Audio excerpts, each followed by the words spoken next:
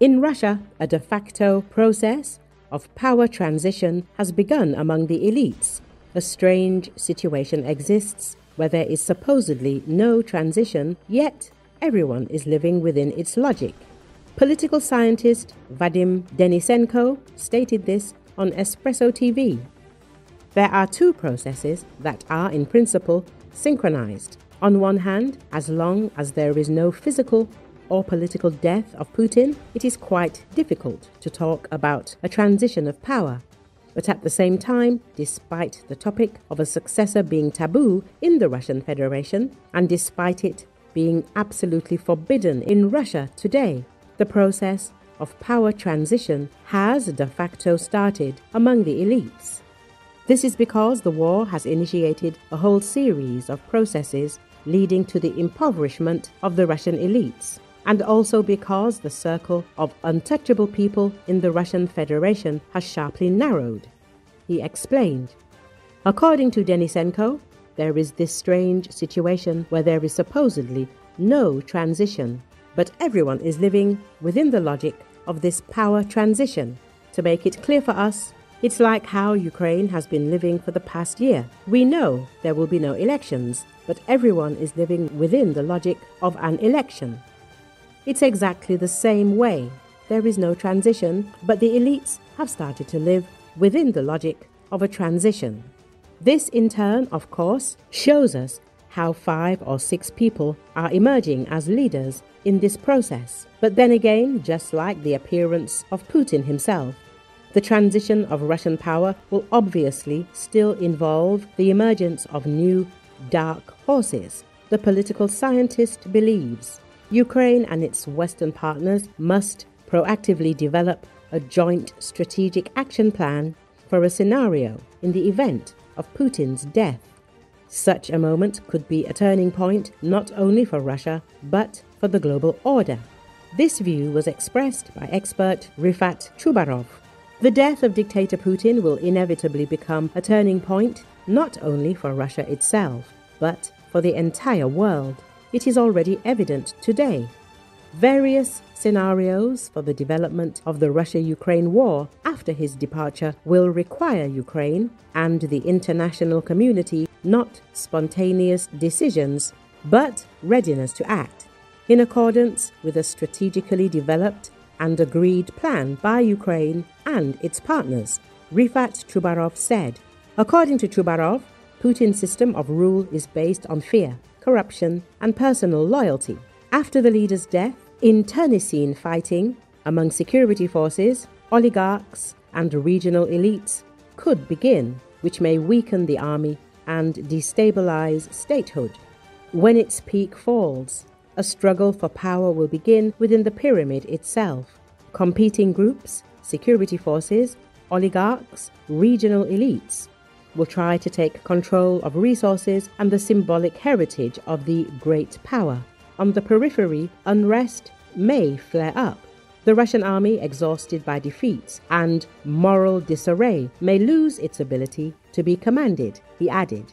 The politician adds that the new leadership in Moscow, seeking to buy time, may try to freeze the war. In such a situation, negotiations, a ceasefire, or a temporary cessation of hostilities may be possible, formally supposedly for peace, but in fact to stabilize the internal situation and preserve control over the country.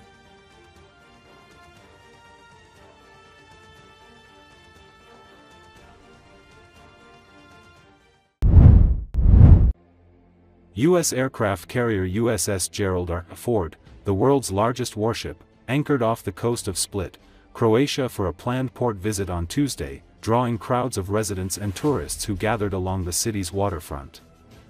According to Associated Press, the U.S. Embassy in Zagreb said the visit reflected the enduring friendship and cooperation between the U.S. and Croatia. Croatia's Ministry of Defense emphasized the visit's importance in underscoring the stability of NATO's collective defense. It is the second visit to Split in Croatia by the U.S. Navy's most advanced aircraft carrier, following its first port call in June 2023.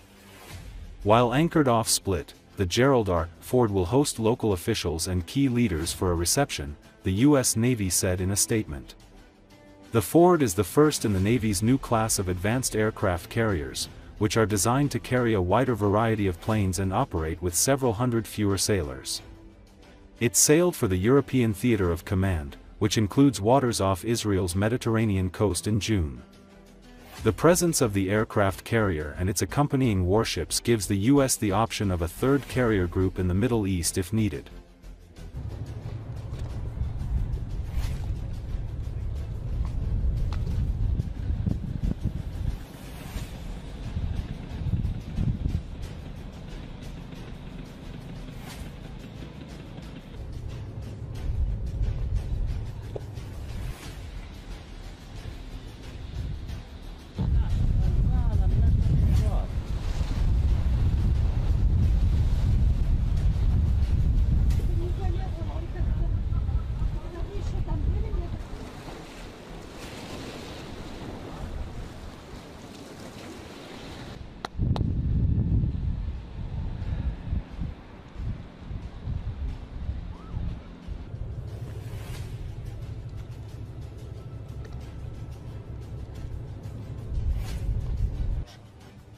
Put na Bača možeš otići.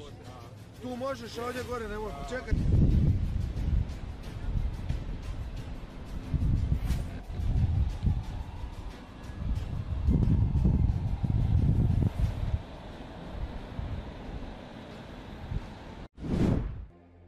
President Donald Trump pulled back Monday on his previous assertion that Ukraine could win back all territory from Russia, now saying he doesn't think they will.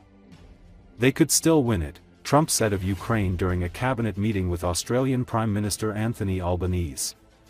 I don't think they will. They could still win it. I never said they would win it. Anything can happen, you know, war is a very strange thing, he said. According to Associated Press, Trump on Friday called on Kyiv and Moscow to stop where they are and end their brutal war following a lengthy White House meeting with Ukrainian President Volodymyr Zelensky, another shift in his position on the war. After meeting with Zelensky in New York on the sidelines of the annual UN General Assembly last month, Trump even said he believed the Ukrainians could win back all of the territory they had lost to Russia since Putin launched the February 2022 invasion.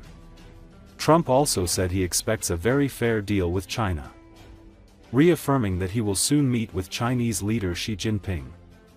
I think we're going to work out something that's good for both countries, Trump told reporters.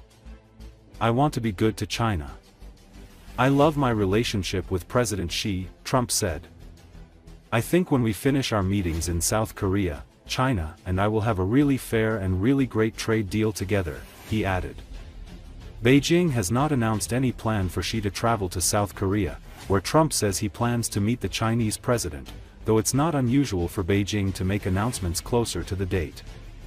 U.S. Treasury Secretary Scott Bessent last week spoke with Chinese Vice Premier He Lifeng, and he said the two sides would meet in Malaysia later this week to help prepare for a leaders' summit. The president also disclosed a bit more of his schedule in Asia, saying he's doing a little bit of a tour of the continent. I'll be in Malaysia, I'll be in Japan, he said.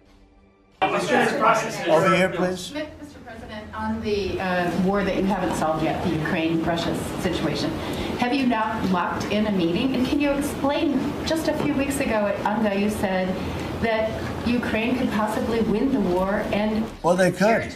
They could still win it. I don't think they will, but they could still win it. I never said they would win it. I said they could win. Anything can happen. You know, war is a very strange thing. A lot of bad things happen, a lot of good things happen. If you look at the Middle East, I would say prior to us hitting Iran so hard, we could have never made that deal because you would have had a dark cloud over the Middle East. China's bad behavior.